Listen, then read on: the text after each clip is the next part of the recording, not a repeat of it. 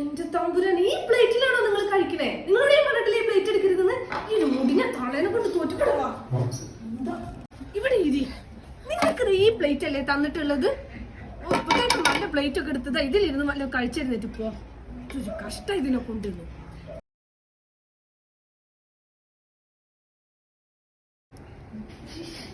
തളേനോട് എത്ര പറഞ്ഞാലും കേൾക്കൂല. ചെരുപ്പിട്ട് നടക്കാൻ പറഞ്ഞ എന്നിട്ട് അതിലേ നടന്നിട്ട് അത് ഇവിടെ വന്നിട്ട് ചവിട്ടി തേക്കും. ഏതെങ്കിലും ഒരു മൂലയ്ക്ക് കുത്തിരിക്കേണ്ട പ്രായമായാലും ആ പരിപാടി ഇല്ലല്ലോ.